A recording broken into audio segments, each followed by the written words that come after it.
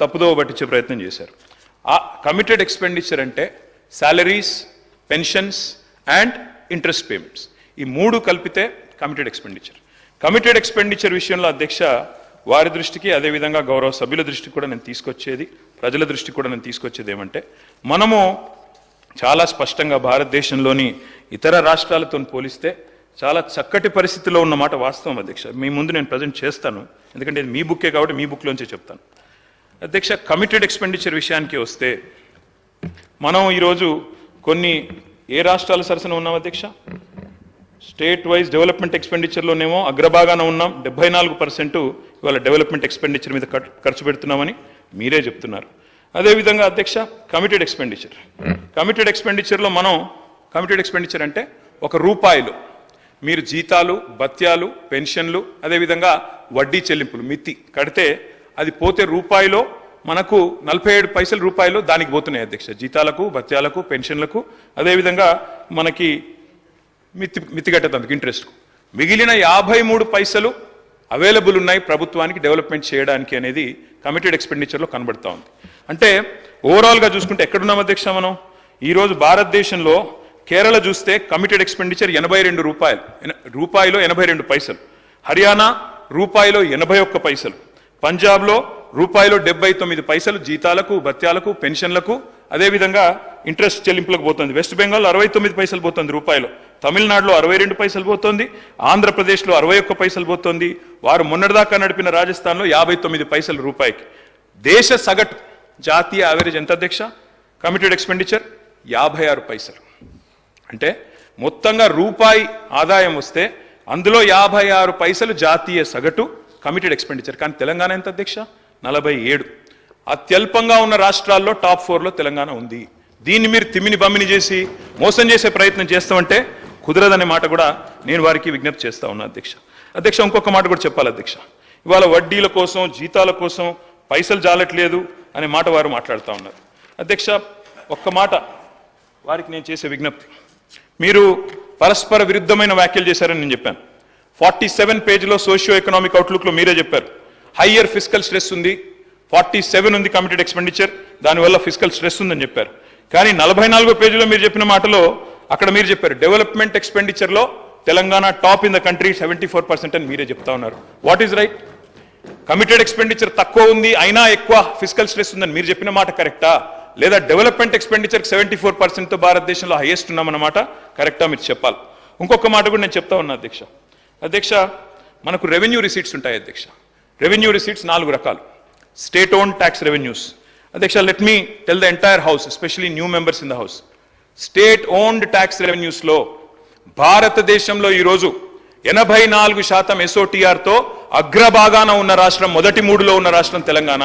అంటే ఎవరి మీదనో ఆధారపడకుండా, ఇంకెవరి మీదనో మనం కేంద్ర ప్రభుత్వం ఇవ్వలేదనో, యూనియన్ బడ్జెట్లో రాలేదనో మనం బీరిపోకుండా, బిత్తిరి కాకుండా మనం బ్రహ్మాండంగా SOTRఏ 84% అధ్యక్ష. 4 కంపోనెంట్స్ ఉంటాయి రెవెన్యూ రిసీట్స్లో. ఒకటి స్టేట్ ఓన్ ట్యాక్స్ రెవెన్యూస్, రెండవది సెంట్రల్లో మనకు వచ్చే షేరు, మూడవది నాన్ ట్యాక్స్ రెవెన్యూస్, నాలుగవది మనకు ఇంకోటి చెప్తాను సార్, 4 ఉంటాయి సార్. ఆ 4లో మరి ఈరోజు మీరు చూసినట్టయితే ఒక్క మాట, ఈరోజు 2014లో రెవెన్యూ రిసీట్స్ ఎంత, మనకి రెవెన్యూ ఎక్స్పెండిచర్ ఎంత చూసుకుంటే అధ్యక్ష, దాన్ని బట్టే మనం సర్ప్లస్ స్టేటా, మిగులు బడ్జెట్ స్టేటా, లోటు బడ్జెట్ స్టేటా తేలుతుంది అధ్యక్ష. రెవెన్యూ రిసీట్స్ ఉంటాయి, రెవెన్యూ ఎక్స్పెండిచర్ ఉంటుంది. రెవెన్యూ ఎక్స్పెండిచర్లు ఏముంటాయి అధ్యక్ష? జీతాలు, భత్యాలు, అదేవిధంగా మనకి ఇంట్రెస్టు, దాంతోపాటు సబ్సిడీలు కూడా ఉంటాయి. ఈ 4 తీసేస్తే అప్పుడు రెవెన్యూ సర్ప్లస్ ఎంత అని తేలుతుంది. మాటికి ఒక మాట అంటారు అధ్యక్ష, వీరు మిగులు బడ్జెట్తో మేము మీకు అప్పజెప్పిపోతే అప్పుల కుప్ప చేసినారు, అప్పుల పాలు చేసిన రాష్ట్రాన్ని చెప్తారు అధ్యక్ష. నేను ఇవాళ చెప్తా ఉన్నా, I would like to set the record straight అధ్యక్ష. 2014లో రెవెన్యూ సర్ప్లస్ వాస్ 369 crore. 2022-23లో రెవెన్యూ సర్ప్లస్ వాస్ 5944 crore. నిన్న మీరు పెట్టిన బడ్జెట్లో కూడా రెవెన్యూ సర్ప్లస్ అధ్యక్ష 297 కోట్లు. అంటే మీరు మాకు 369 కోట్ల రెవెన్యూ సర్ప్లస్తో అప్పచెప్తే మళ్ళా మీకు అప్పచెప్పినాడు కూడా మేము 5944 కోట్ల రూపాయల రెవెన్యూ సర్ప్లస్ ఇచ్చిన మాట వాస్తవం కాదా? Revenue receipts minus revenue expenditure, అదే కదా రెవెన్యూ సర్ప్లస్. నేను చెప్పింది తప్ప? మరి అప్పుల పాలైపోయిందంటే ఇంకొక మాట అన్నారు నిన్న ఆర్థిక శాఖ మంత్రి గారు, బాధాకరమైన మాట. జీతాలకు ఇచ్చినందుకు కూడా మేము అప్పులు తెచ్చే పరిస్థితి ఉందన్నారు అధ్యక్ష. మరి రెవెన్యూ మీరు చెప్పిన లెక్కలు తప్ప, మీ మాటలు తప్ప? మీరు చెప్పిన లెక్కల్లో ఏం చెప్పారు అధ్యక్ష? రెవెన్యూ ఎక్స్పెండిచర్లో చూపెట్టారు శాలరీస్, పెన్షన్స్. అందులో ఏం చెప్తున్నారు? శాలరీసు, పెన్షన్స్, సబ్సిడీలు, ఇంట్రెస్ట్లు అన్నీ పోగా 300 కోట్ల రెవెన్యూ సర్ప్లస్ ఉందని బడ్జెట్లో చెప్తారు. కానీ ఇక్కడికి వచ్చి మాత్రం మాటల్లో, స్పీచ్లో ఏం చెప్తారు అధ్యక్ష? జీతాల కోసం అప్పులు తెచ్చే దౌర్భాగ్య పరిస్థితిలో ఉంది రాష్ట్రం అని చెప్పడం సభను తప్పుదో పట్టించడమా కాదా దయచేసి చెప్పాలని చెప్పి కూడా నేను కోరుతా ఉన్నా అధ్యక్ష. వారి రిప్లైలో చెప్పండి అధ్యక్ష. ఇంకొక మాట అధ్యక్ష, నేను మొన్నే చెప్పాను, రిప్లైలో చెప్పండి సార్, మాకు అభ్యంతరం లేదు. I'm not saying anything wrong sir, I'm saying everything in parliamentary way. దయచేసి మీరు రిప్లైలో మొత్తం చెప్పండి అధ్యక్ష. మేము ఇంకొక మాట చెప్పాలి అధ్యక్ష. మొన్ననే హరీష్ రావు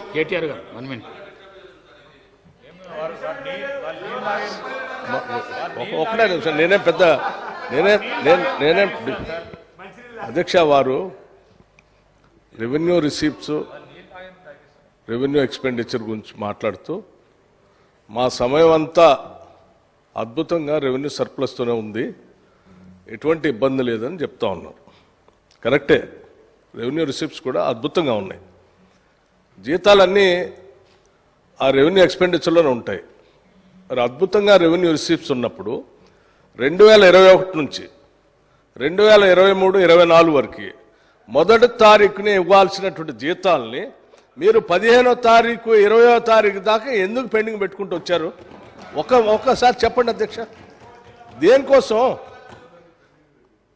ఉన్న అద్భుతంగా రెవెన్యూస్ ఉన్నాయి, ఎందుకు పెండింగ్ పెట్టారు అధ్యక్ష? దేనికోసం పెట్టారు? ఎటు డైవర్ట్ చేశారు? ఏం చేశారు? ఇవన్నీ వాస్తవాలే కదా అధ్యక్ష. Speaker sir, yes sir, I agree with deputy chief minister. Receipts బాగున్నాయి. మేము చెప్పిన మాట ఏం చెప్పాం సార్? కరోనా అనేది ఒకటి విశ్వమానవాళి, ఎవరు ఎన్నడూ ఎదుర్కొని ఉపద్రవం ఒకటి మనందరం కూడా ఎదుర్కొన్నాము. ఆ కరోనా సమయం మేము తెచ్చాము, కరోనా మేము తేలేస్తాము అధ్యక్ష. దాని తర్వాత సార్ బ్రదర్ వినండి, ఒక నిమిషం వినండి దయచేసి. వారిని కోరేది అధ్యక్ష, నేను సబ్జెక్ట్ మాట్లాడుతున్నాను బ్రదర్, విమర్శ చేయడం లేదు అధ్యక్ష. 2019 చివరిలో కరోనా వచ్చింది అధ్యక్ష, 19 డిసెంబర్లో వచ్చింది. అందుకే COVID-19 అంటారు దాన్ని, ఎందుకంటే 19 చివరిలో వచ్చింది. 2020 మార్చిలో ఇండియాలోకి వచ్చింది.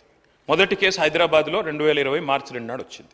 అప్పటి నుంచి అధ్యక్ష 2 సంవత్సరాలు ఆర్థికంగా అతలాకుతలమైపోయిన పరిస్థితి. అందుకే అధ్యక్ష మీరు చూస్తే లెక్కల్లో అప్పటిదాకా జీతాలు చక్కగానే వచ్చినాయి కదా అధ్యక్ష. ఆ తర్వాతనే కదా కొంత ఏమనుకున్నాం, ఎక్కడ డైవర్ట్ చేశారో అన్నారు డిప్యూటీ సీఎం. ఎస్, ఎక్కడ డైవర్ట్ చేశాం అధ్యక్ష?